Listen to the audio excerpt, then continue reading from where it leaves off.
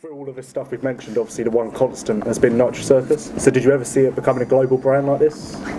Absolutely not, and that's what was really interesting because we started a DVD series just because I had the only foam pit, and I just liked to film the guys, and we had this kind of almost like a cult following. Just people like to see crashes. So it was just action sports DVD montage crashes. It got picked up on Fuel TV, and then Johnny Knoxville called up. It's like, hey, you guys want to be on MTV? It's like, I mean, not really my favorite network, but yeah, that sounds cool. I mean, ever since they stopped playing music videos, it's like, what the heck? But anyway, that's another subject entirely. Got on MTV. Knoxville turned out to be such an awesome dude. Helped us out so much. Jeff Tremaine helped us so much.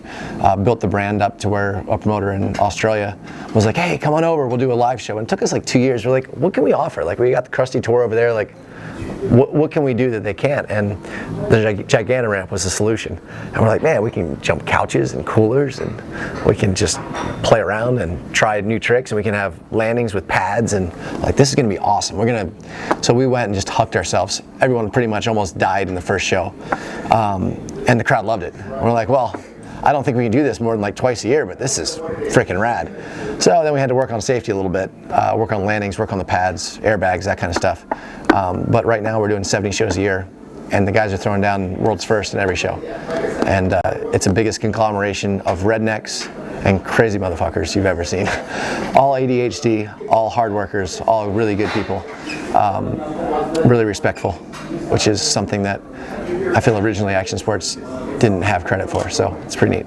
We call almost everyone on tour a unicorn. We've got a whole cast of circus unicorns. It's quite cool. And obviously the show's run for quite a few years now. So what would you say the biggest thing you've learned is, and maybe the best change you've made across those years? Give the crowd what they want. Give the people what they want. No, it's funny because at first I thought, look, everything needs to be the biggest and the best. And it does for that 10% of the audience. And my goal is that every person that comes to Nitro Circus that understands what's going on sees those worlds first, and they understand that this is the gnarliest stuff that's ever. But at the end of the day, when we have our biggest backflip tricks, if we have too many backflip tricks in a row, even though they're the gnarliest things we do the whole show, the crowd's like, oh, it's a backflip trick. Oh, it's another backflip trick. That's like 4 backflip tricks in a row, guys, come on. Even though one's a double grab, one's a rock solid, and one's a holy grab backflip, most of the crowd doesn't understand how hard a holy grab backflip is. It's stupid, it's crazy. And you're doing this stuff on the snowmobiles too? Come on, really? But you can only show so much. And where the entertainment comes from, and where the crowd really loses their mind, is the contraptions.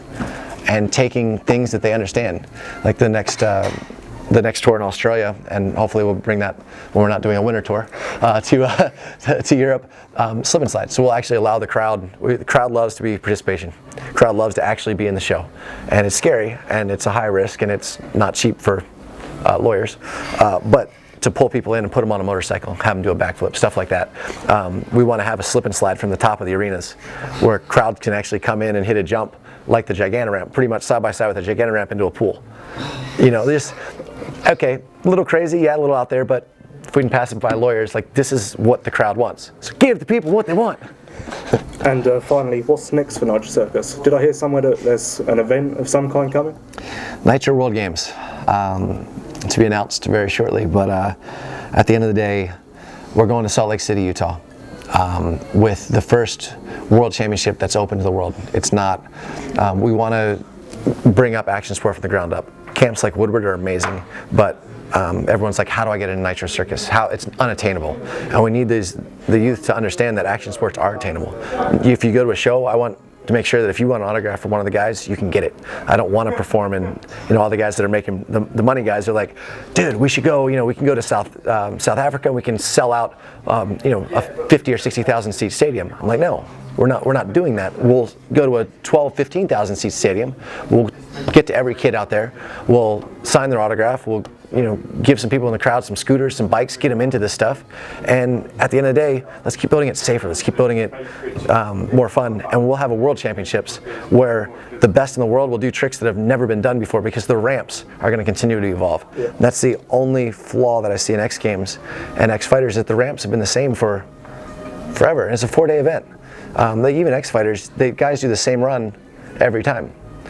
Like, I want variation. I want to see something different. I want to see something bigger. I want to see people fly. And this is what we're trying to bring, and also trying to do it safer where we have resi landings and bag landings. And a lot of people say that that's not real, doesn't count. And it might not count, but at the end of the day, you get to see stuff that you've never seen. You get to see people walk away from it. And as a father now, and a husband to a wife that's in the show, and a friend to all the riders that are in the show, I want to see these guys be able to try stuff that's bigger, go higher, do crazier stuff, but I want to see them live.